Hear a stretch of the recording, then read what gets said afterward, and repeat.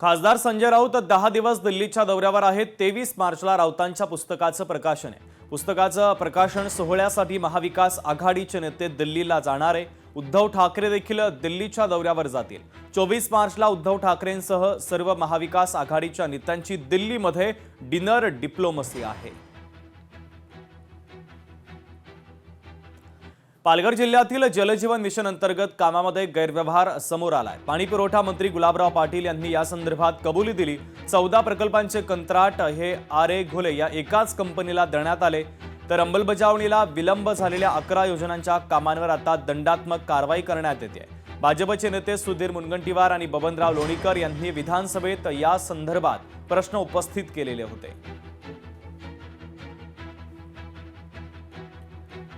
आणि आता बातमी आहे अमोल मिटकरींच्या ट्विटच्या संदर्भातली। दादा आम्हाला माफ करा असं ट्विट अमोल मिटकरींनी केलं। आता आवाज काढावा इतका पण आवाज शिल्लक नाही, अदृश्य शक्ती ओळखता येत नाहीये असं मिटकरींनी आपल्या ट्विटमध्ये म्हटलंय। लोकांच्या प्रपंचाला आणि सामान्य अतिसामान्य माणसाला न्याय देणारे तुम्ही, दुर्दैवानं तुम्हालाच न्याय नाही।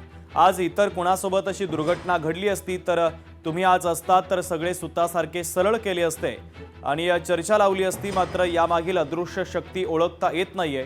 दादा खरंच मोठ्या मनानं माफ करा असं अमोल मिटकर यांनी ट्विट केलेलं आहे। माझ्यासोबत आमदार अमोल मिटकरी आहेत। अमोलजी, आज सकाळीच तुम्ही एक ट्विट केलेलं आहे। त्या ट्विटमध्ये अजित पवारांची माफी मागतायत, प्लस याच्यामध्ये असंही तुम्ही म्हटलेलं आहे की आता आवाज काढावा तितका शिल्लक राहिलेला नाहीये। खऱ्या अर्थानं अजितदादा तुम्हाला न्याय मिळवून देण्याचा प्रयत्न करत आहोत, पण न्याय मिळत नाहीये अशी एक भावनिक पोस्ट करत तुम्ही ट्विट केलेलं आहे। काय नेमकं यातून सांगायचं आहे? यातून हेच सांगायचं आहे की आम्ही कपाळ करंटे आहोत। तुम्ही आम्हाला न्याय देण्याचा प्रयत्न केला, आमच्या घरातल्या चुली तुम्ही पेटवल्या, मात्र तुमची चिता जळल्यानंतर इतके दिवस उलटूनही तुमच्या संदर्भातला विषय सभागृहाच्या दोन्ही पटलावर येत नसेल तर हे तुमचं दुर्दैव म्हणावं की आमचा करंटेपणा म्हणावा। कारण रोज रोज मीडियासमोर बोलून, रोज रोज लोकांमध्ये जाऊन आमचाही आवाज आता क्षीण झालेला आहे। त्यामुळे मला असं वाटते चर्चा का होत नाहीये, की होऊ दिलं जात नाहीये, की पटलावर येऊ दिलं जात नाहीये, सचिव त्याच्यामध्ये दोषी आहेत की सरकार दोषी आहे, हे शोधणं मला असं वाटते हे सुतावरून स्वर्ग गाठण्यासारखा प्रकार आहे। एक गोष्ट लक्षात ठेवा, ज्यांना कोणाला वाटत असेल की हा विषय संपला, पण हा विषय जितका दिवस एक एक निघत राहील तितका हा विषय ज्वलंत राहील आणि महाराष्ट्र आपल्याला जाब विचारेल।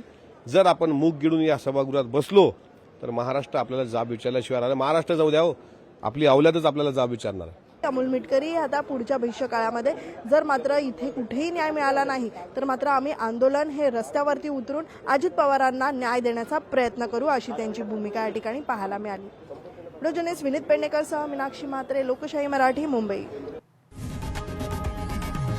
लोकशाही मराठी, ऐका, पहा, जागरूक रहा।